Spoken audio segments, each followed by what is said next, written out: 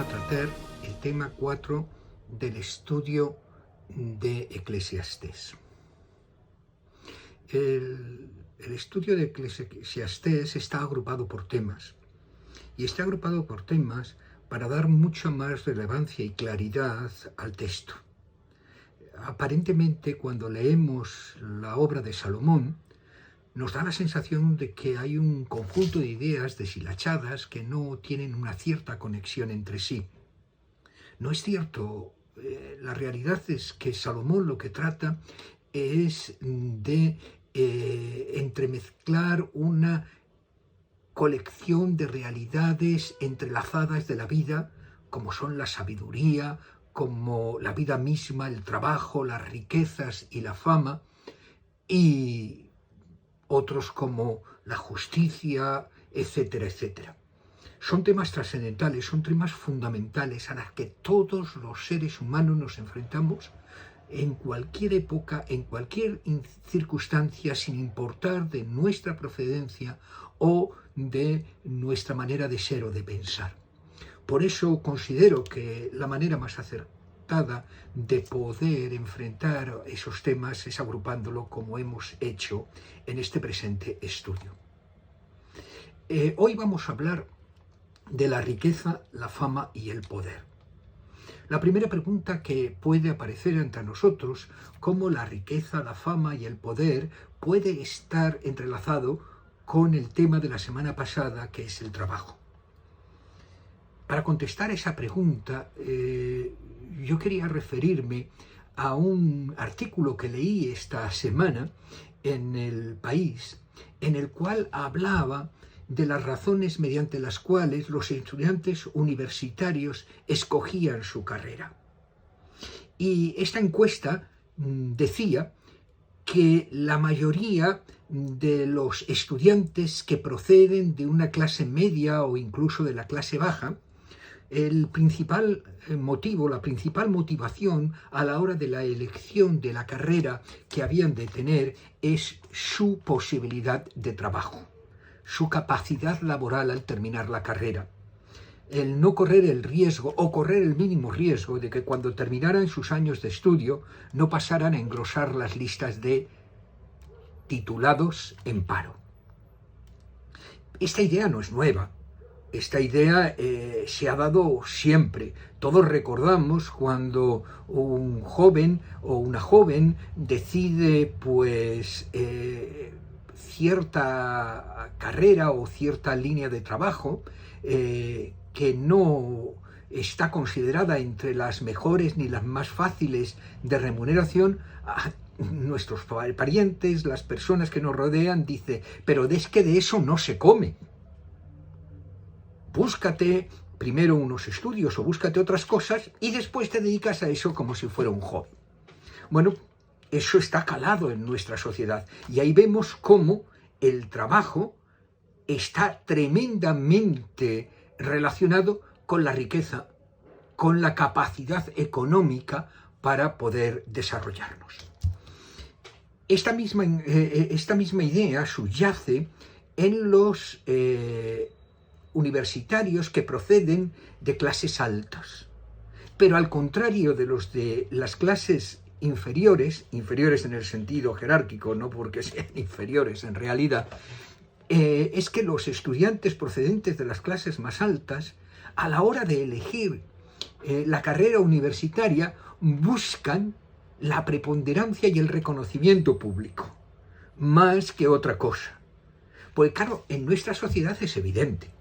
No es lo mismo decir yo soy un magistrado del Tribunal Supremo, que ahora están tan de moda, como decir yo soy barrendero. No es lo mismo decir para nuestra sociedad yo soy un cirujano a yo soy un peón de albañil. En la mente de nuestros corazones está tremendamente instalada la idea de la fama, de la preponderancia, de la capacidad de poder. Por lo tanto, el trabajo está íntimamente relacionado con la riqueza, la fama y el poder, muchísimo más de lo que sería aconsejable.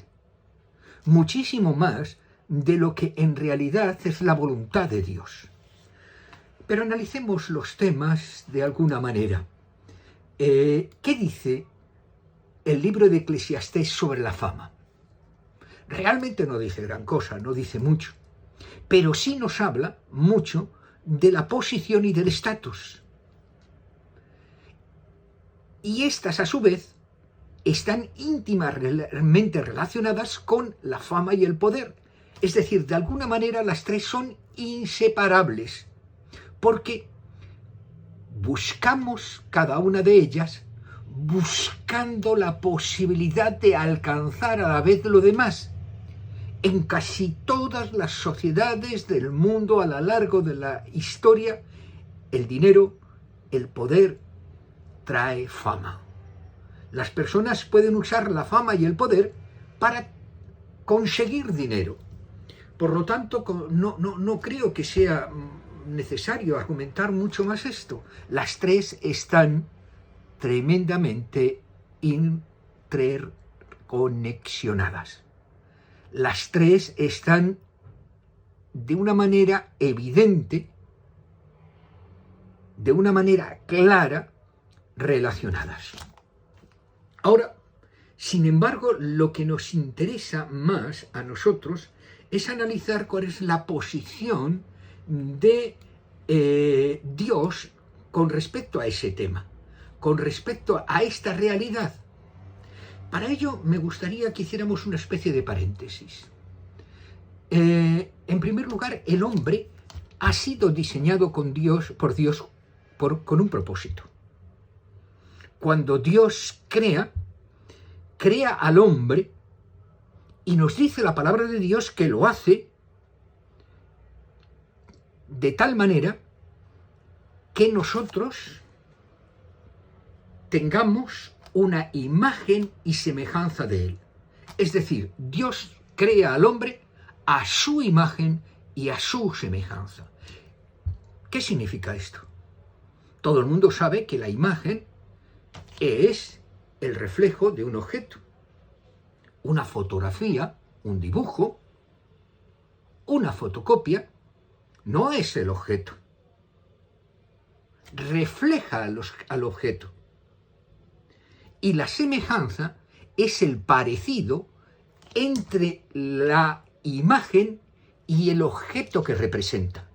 Y eso quiere decir que Dios creó al hombre para reflejarle a él, para que su reflejo se manifestara a través de nosotros. Y en la medida que ese reflejo es más claro, más luminoso, más concreto, nuestra semejanza a Dios es mucho mayor. Ahora, eso ha cambiado desde el momento que el hombre, libre y voluntariamente, decide romper lo establecido por Dios a través del pecado. Es decir, cuando el hombre peca, se aparta de la voluntad de Dios y al apartarse de la voluntad de Dios rompe esa interconexión que había hasta entonces.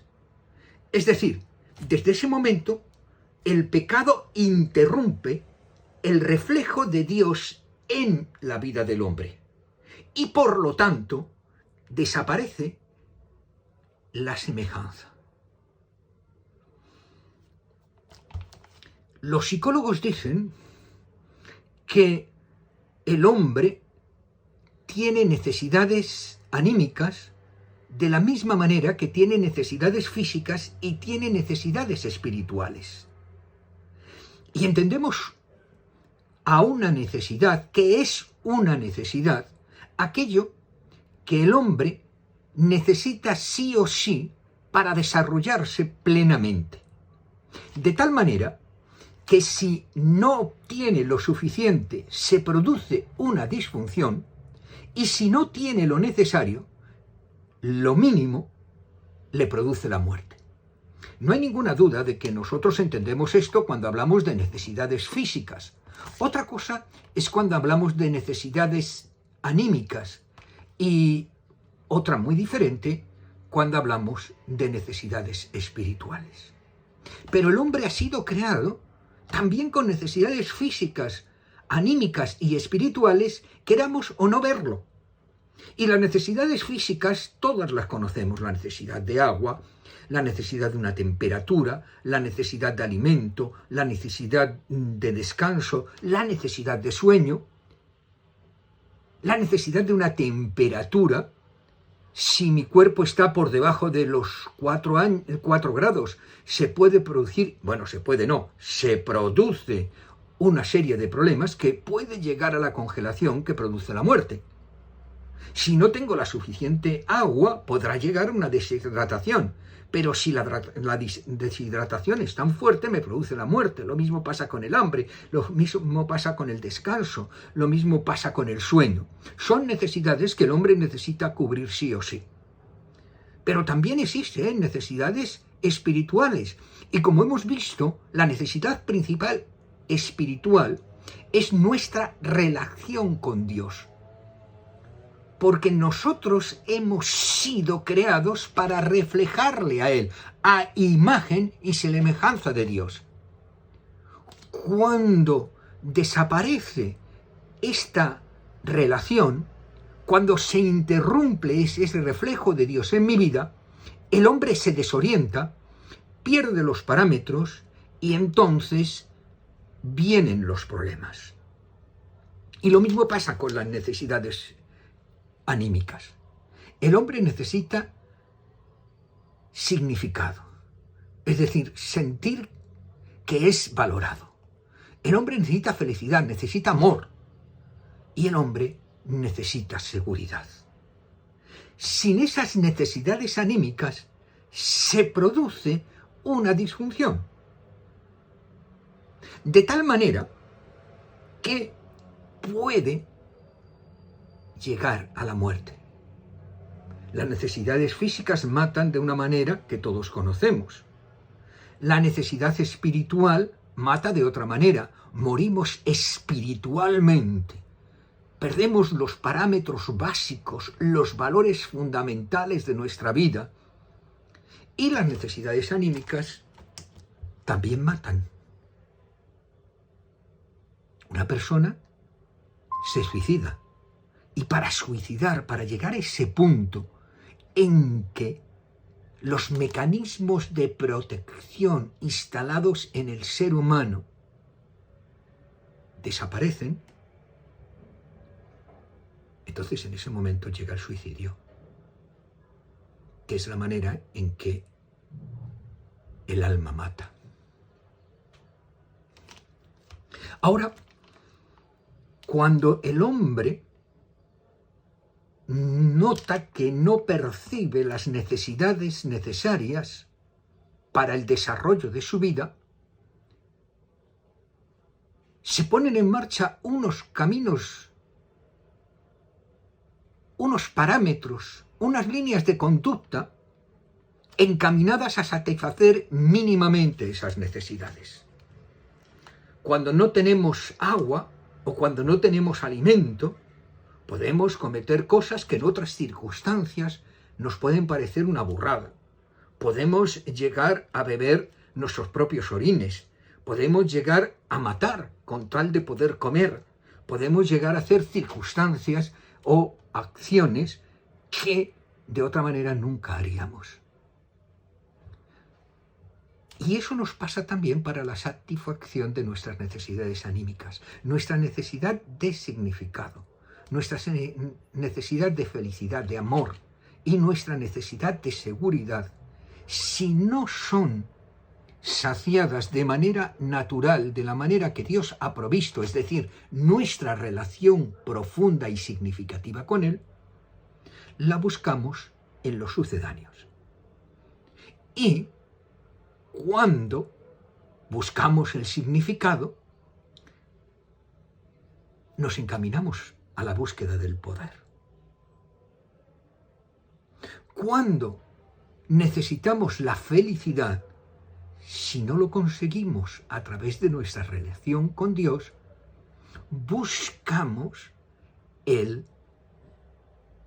dinero.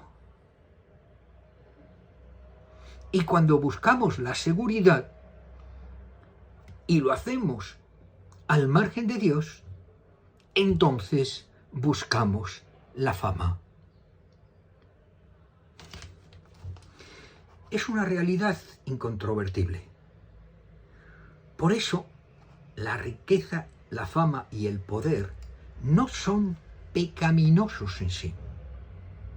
No son ni buenos ni malos. El problema es cómo llegamos a satisfacer la necesidad de significado, de felicidad y de seguridad. Si lo hacemos por la manera establecida por Dios, entonces no hay ningún problema. Por eso es tan determinante, por eso es tan importante, por eso es tan trascendente que nosotros establezcamos una íntima y profunda relación con Dios. A través del libro de Eclesiastés, nosotros vemos que gira todo en torno a la sabiduría. La sabiduría en el libro de Eclesiastés no se refiere a la acumulación de información sobre un tema o sobre todos los temas, sino al conocimiento de Dios. La sabiduría es fruto del conocimiento de Dios. Y el conocimiento bíblicamente significa no es acumular información, es establecer una relación profunda con alguien y especialmente, en este caso, con Dios. Todos recordamos, todos sabemos que dice que José no había conocido a María hasta que nació su hijo primogénito, Jesús. Y evidentemente no se refiere a que no sabía quién era María. Evidentemente no se refiere a que no había visto nunca a María. Vivían en Nazaret, un pueblo muy, muy pequeño en aquella época. Era imposible que no se tropezaran un montón de veces a lo largo del día. Lo que se refiere es que José no había establecido una relación íntima, la relación más íntima entre el hombre y una mujer, hasta que nació Jesús. Por eso, el libro de Eclesiastés, al referirse que todo lo relacionado al ser humano gira en torno a la sabiduría, está diciendo que el elemento principal en la vida del ser humano es la relación del hombre con Dios. En la medida de que esa relación es más profunda, aumenta la sabiduría.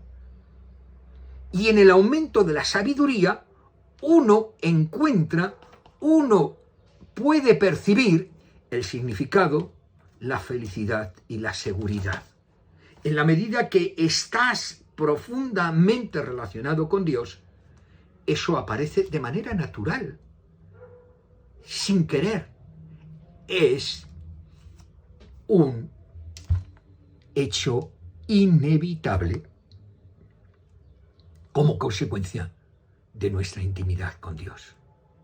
Ahora, debemos enfatizar, debemos pensar, debemos hacer un alto en el camino para saber cuáles son los riesgos de perseguir la riqueza, la fama y el poder al margen de Dios. Tenemos que tratar de ajustar nuestras vidas al propósito de Dios para ellos, porque Él nos ha creado con un propósito específico a cada uno de nosotros. Y para cumplir ese propósito, Él nos ha dotado de una serie de dones y nos ha dotado también de una serie de características que nos permiten ajustarnos a ese propósito que nosotros tenemos en la vida y para el cual Él nos creó. Para encontrarlo, tenemos necesariamente que aumentar nuestra sabiduría, que aumentar nuestra conexión con Dios, para que de manera natural surja aquello para lo cual nos creó, pero a la vez, en la medida que nos apartamos del propósito de Dios para mi vida, nos apartamos del diseño original y no solamente no lo conseguimos, está claro, sino que además no alcanzamos el equilibrio, no alcanzamos la felicidad y por el contrario, nos hacemos daño a nosotros y a todos los que están a nuestro alrededor. Debemos de buscar nuestras vidas de tal manera que el elemento fundamental es perseguir la voluntad de Dios para ella. Ahora, yo puedo decir, bueno, a mí no me interesa el dinero, yo no busco la fama y muchísimo menos el poder. Pero considera una serie de preguntas. ¿Con qué frecuencia deseas tener algo que está fuera de tu presupuesto? ¿Con qué frecuencia crees que sería necesario tener un aumento de sueldo? ¿No sería bueno que obtuvieras mayor reconocimiento en el trabajo? ¿No te sientes bien cuando eres reconocido públicamente en la iglesia, en tu trabajo, en tu familia? ¿Sabes cuántos seguidores tienes en las redes sociales y cómo palpita tu corazón cuando aumentan sustancialmente? ¿Te decepcionas, por el contrario, cuando los números son especialmente bajos? ¿Odias las circunstancias que están fuera de tu control? ¿Tratas de buscar posiciones de influencia y autoridad en el grupo de amigos, estudios, compañeros de trabajo, ministerio en la iglesia? Y podríamos poner un montón de cosas más. Reconsidera la pregunta anterior. ¿Dónde buscas la riqueza, la fama y el poder? ¿Cuál es el beneficio que buscas de estas actividades?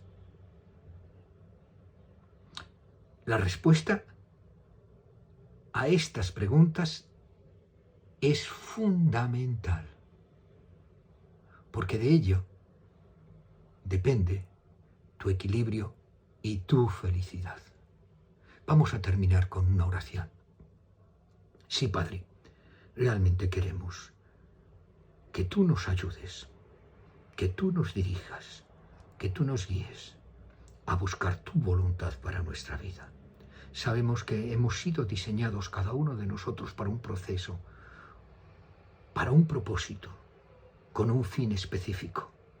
Y por eso yo quiero pedirte que abras nuestra mente y nuestro corazón, que nos ilumines para descubrirlo.